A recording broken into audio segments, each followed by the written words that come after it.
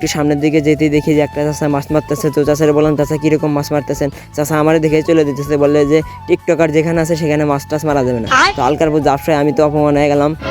A few moments later. আসসালামু আলাইকুম everyone, কি অবস্থা সবার? আশা করতেছি আল্লাহর রহমতে সকলে অনেক অনেক ভালো আছেন। আমার কালাতানকে নিয়ে আমার চাচতো ভাই নাইম্বের বাসায় চলে আসলাম। এসে দেখি যে নাইম্বের গাড়ির তেল নাই। তো তার জন্য আমি বাজার থেকে নাইম্বের গাড়ির জন্য তেল এনে দিলাম, কিন্তু তারপরেও গাড়ি স্টার্ট হচ্ছে না কেন জানি। তারপরে আমার চাচতো ভাই বলতেছে, আমি উজুর মানুষ, আমার পাওয়ার আছে আলাদা, আমি চেষ্টা করে দিই। তারপরে তার কেরার মতো এখানে কাজ হলো না। তারপরে তার ছোট ভাই চেষ্টা করতেছে অনেকক্ষণ, তারপরে গাড়িটা উঠে গেছে, দেখতেই পারতেছেন। তারপরে আমি সানগ্লাসটা পরে হিরো আলমের মতো ভাব নিয়ে বলতেছি, চলো বাজারের দিকে রওনা হয়। তো দেখতে দেখতে আমরা বাজারে চলে আসলাম, দেখতেই পারতেছেন। তো বাজারে আসার পর আমরা প্ল্যান করলাম যে চলো আজকে মেঘাই থেকে ঘুরে আসি। তো আপনারা হয়তো অনেকেই এই মেঘাই ঘাটের নাম শুনেছেন। তো এটা গাজীপুর জেলায় অবস্থিত। তো এটা আমাদের এরিয়ার ভিতরে সব থেকে ভালো একটা পর্যটক কেন্দ্র। তো আমাদের এলাকা থেকে মেঘাই ঘাটের দূরত্ব প্রায় 10 থেকে 12 কিলোমিটার। তো আমি একটু ক্যামেরা দেখে সাপড়ির মতো গাড়ি চালাইলাম, দেখতেই পারতেছেন। তো এটা আমার বাইক না, দেখতে পারতেছেন। তারা আমরা সোনামুখী বাজার থেকে আমাদের সাথে নিয়ে আসছি। তো দেখতে দেখতে আমরা এখন চালিটারাঙ্গা বাজারে চলে এসেছি। তো আমাদের বাজার থেকে চালিটারাঙ্গা বাজারে আসতে মাত্র 2 থেকে 2.5 কিলোমিটার দূরত্ব। একটু সামনে যাওয়ার পরে অনেক সুন্দর একটা প্লেস দেখতে পাই, তাই আমার চাচতো ভাইকে বলতেছে এই সামনে এখানে গাড়ি সাইড করে দাঁড়া। তো জায়গাটা আসলে অনেক সুন্দর, আমি আপনাদের ক্যামেরার ভিতরে কতটুকু ভালো দেখা যেতে পারতেছি তা জানি না। তো এখানে আমরা বেশ কয়েকটা ভিডিও করি এবং ফটোশুট করি। তো ফটোশুটগুলো দেখতে চাইলে অবশ্যই কমেন্ট করবেন, ইনশাল্লাহ দেখানোর চেষ্টা করব।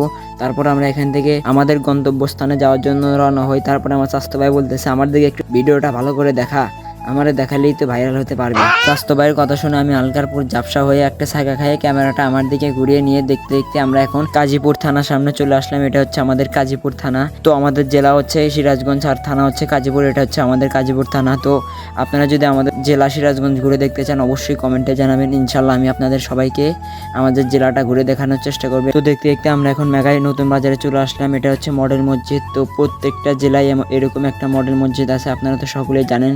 তো আমরা এখন মেঘায় বাদে যাওয়ার যে এন্ট্রি রোডটা আছে আমরা সেই রোডে এখন আছি। তো আজকের যে আকাশের ভিউটা, এরকম ভিউ যদি আপনারা পেতে চান অবশ্যই আপনাদের মেঘায় এই বাদে আসতে হবে। তো আমাদের বাসা থেকে মেঘায় আসতে প্রায় আমাদের 25 থেকে 30 মিনিট সময় লাগলো। তো আমরা এসে আগে গাড়ি পার্কিং করে রাখলাম। এখানে গাড়ি পার্কিং করতে কোনো টাকা পয়সা লাগবে না। তারপর আমি চাচতো ভাইকে বলতেছি কেমন লাগতেছে, চাচতো ভাই বলতেছে সেই লাগতেছে।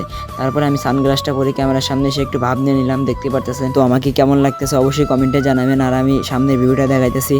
সামনের ভিউটা দেখতে পারতেছেন, একদম অসাধারণ। আমার চাচতো ভাই বলতেছে এটা আমরা কোথায় নিয়ে আসলি, এটা মেঘের রাজ্যে চলে আসলাম। হ্যাঁ আসলেই মেঘের রাজ্যে মতোই দেখা যাচ্ছে। তো ক্যামেরাতে কতটুকু ভালো দেখা যাচ্ছে আমি বলতে পারবো না, কিন্তু বাস্তবে আপনারা এসে ঘুরে যাবেন, আপনাদের সকলেরই অনেক অনেক ভালো লাগবে। তারপরে ক্যামেরাটা আমি হাতে নিয়ে বললাম যে আসো পিকোটে।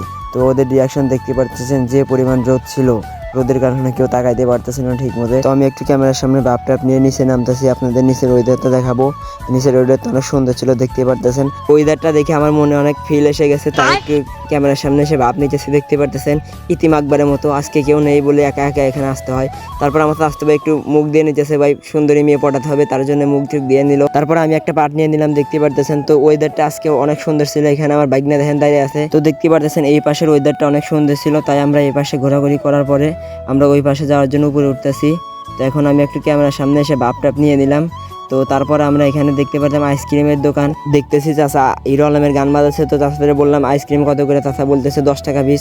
তারপরে আলকারপুর ব্যবসা করে আমি ছাকা খেয়ে গেলাম, এত টাকা আমি কোথায় পাবো। তারপরে মনকে অনেক বুঝিয়ে সুঝিয়ে 4টা আইসক্রিমের অর্ডার দিয়ে দিলাম। আমাদের গ্রামের ভাষায় এই আইসক্রিমকে কলকি বলে। তো আপনাদের ভাষায় এই আইসক্রিমকে কি বলা হয় অবশ্যই কমেন্টে জানাবেন। তো আমরা দুই চাচতো ভাই খাইতেছি, আর এরা ইতিমের মতো দেখতেছে, দেখতে পারতেছেন। তারপর আমার চাচতো ভাই নাইম ভাই পেয়ে গেল, বাগিনা ইতিমের মতো আমাদের আইসক্রিম খাওয়া দেখতেছে। তারপরে বাগিনাও আইসক্রিম পেয়ে গেল। তারপর আমরা এখান থেকে আইসক্রিম খেয়ে নিচের দিকে যাওয়ার জন্য রওনা হলাম। নিচের দিকে আসার সময় চাচার দোকানটি দেখতে পাই, দেখতে পারতেছেন অনন্ত জলিলের মাস্ক চাচা বিক্রি করতেছে। তারপর আমি চাচারে বলতেছি, চাচা এই দোকানটা কি আপনার? চাচা বলতেছে না, এই দোকান তো তোমার, আসো বসো। তারপর আলকার ব্যবসা করে ছাকা খায় আমি এখানে পিচবোর্ডের কাছে চলে আসলাম, দেখতে পারতেছেন। এখানে সিজন কালে মানে ঈদের দিক দিয়ে এখানে খুবই মানুষের ভিড় হয়। তারপর আমরা সামনের দিকে দেখতে পাই একটা নৌকা, পানিতে নৌকা দেখলাম, এবার এখানেও নৌকা দেখতে। তারপরে সানগ্লাসটা পরে নৌকার সামনে এসে আমি একটু ভাব টাপ নিয়ে নিলাম, দেখতে পারতেছেন। তারপরে সামনের দিক যাওয়ার পথে দেখি যে এখানে আবার নাগরদোলা আছে, আবার দেখি যে এখানে একটা ডাইনোসর, দেখে তো আমি টাস্কি খেয়ে গেছি। তারপর আমার চাচতো ভাই বলতেছে আমি একটু উঠে আমার একটু পিক টিক তুলে দে। তারপরে চাচতো ভাইয়ের পিক টিক তুলে দিলাম, দেখতে পারতেছেন। তারপরে বললাম যে বাগিনা ক্যামেরাটা ধরো, আমি একটু উঠেই দেখো, ডাইনোসর পে তো জীবনে দেখা হবে না। তাই আমি ঝটপট করে ডাইনোসর পে উঠে গেলাম, দেখতে পারতেছেন। একটু পাট টাট নেবো কেবলই, তার মধ্যে দেখতে পারতেছি যে তারা বলতেছে নামেন নামেন, এখানে আর ওটা দেবে না, এটা ডাইকে থিয়ে দিবে। আমার দেখাই বলে তার পছন্দ হয়ে যাচ্ছে। তো আলকারপুর জাপসা ওইটা শেখা খায় ওখান থেকে চলে আসে, দেখি নাইম ভাই এখানে উঠছে, তাই আমি একটু উঠলাম। এখানে ওঠার পর দেখতে পারতেছি আমার স্বাস্থ্য ভাই বলতেছে আমি একটু উঠে দেখি কে এরকম লাগে। তারপরে আমরা যখন একটু নৌকাতে উঠতে নিলাম দেখতে পেলাম যে অনেক জোরে বৃষ্টি নামতেছে। তারপরে যাই যে এরকম পারে যেখান থেকে পারে দৌড়, আমরা দৌড় দিছি। তো দেখলাম আবার আমরা দৌড় দিছি, মাত্রই বৃষ্টি শেষ, বৃষ্টি থেমে গেছে। তারপরে এখানে দেখতে পারতেছেন অনেক রকমের দোকান আছে, যেমন ফুচকা, চটপটি, পেয়ারা মাখা। তারপরে আমরা বললাম যে চলো এখানে আর থাকবো না, ওই পাশে যাই। ওই পাশে আপনাদেরকে ঘুরে দেখার চেষ্টা করতেছি। এখানে গাড়ি পার্কিং করছিলাম, তো এখান থেকে আমরা ওই পাশে যাওয়ার জন্য রওনা হলাম। ভাগিনাকে বললাম একটু ভিডিও করো, দেখো। তো ভাগিনা ভিডিও করতেছে, দেখতে পারতেছেন এটা হচ্ছে যাত্রী ছাউনি। তো এখানে যাত্রীদের জন্য ছাউনি বানানো হয়েছে, এটা অনেক ভালো লাগছে আমার। তারপরে সামনে দিয়ে যাচ্ছে আর অনেক সুন্দর সুন্দর ভিউ দেখতে পাচ্ছি। ভিউ দেখে তো মনটা জুড়ে গেল, কিন্তু রাস্তা দেখে তো মনটা খারাপ হয়ে গেল, একদম বাজে রাস্তা ছিল এইটুকু। তারপরে হেলিকপ্টারের মতো আমরা গাড়ি চালিয়ে এসে এখানে আমরা গাড়িটা পার্কিং করে রাখলাম। তো এখানে বসার জন্য ব্যবস্থা করে দিয়েছে, দেখতে পাচ্ছেন উপরে আবার ছাতি লাগিয়ে দিয়েছে। তো এখানে উঠবে কিভাবে এটা আমি বুঝতে পারলাম না। তারপরে একটু সামনের দিকে যেতে দেখি যে একটা চাষা মাছ মারতেছে। তো চাষারে বললাম চাষা কিরকম মাছ মারতেছেন? চাষা আমার দেখে চলে দিতেছে, বললে যে টিকটকার যেখানে আছে সেখানে মাছ টাছ মারা যাবে না। তো আলকারপুর জাপসায় আমি তো অপমান হয়ে গেলাম। তো দেখতে পারতেছেন ভিউটা কিন্তু অসাধারণ ছিল, এখানে দেখতে পারতেছে। আবার তারপরে একটু সামনের দিকে আসতে দেখতে পাই যমুনা পাড়ে একটা পিচবোট রাখে আছে। তো আমি যেহেতু ওই পিচবোটে উঠতে পারলাম না, তাই এই পিচবোটের সামনে এসে একটু ভাবটাপ নিয়ে নিলাম। তো এখান থেকে আমরা এখন চলে যাচ্ছি, একটু ক্যামেরা নিয়ে একটু ভাব নিয়ে নিলাম, দেখতে পারতেছেন। এখন আমরা বাইকের দিকে যাচ্ছি। তো বাইকের দিকে যাওয়ার সময় দেখতে পারতেছেন এখানে এইটাতে উঠবে কিভাবে এটাই আমি বুঝতে পারলাম না, এত উঁচা এখানে উঠবে কিভাবে।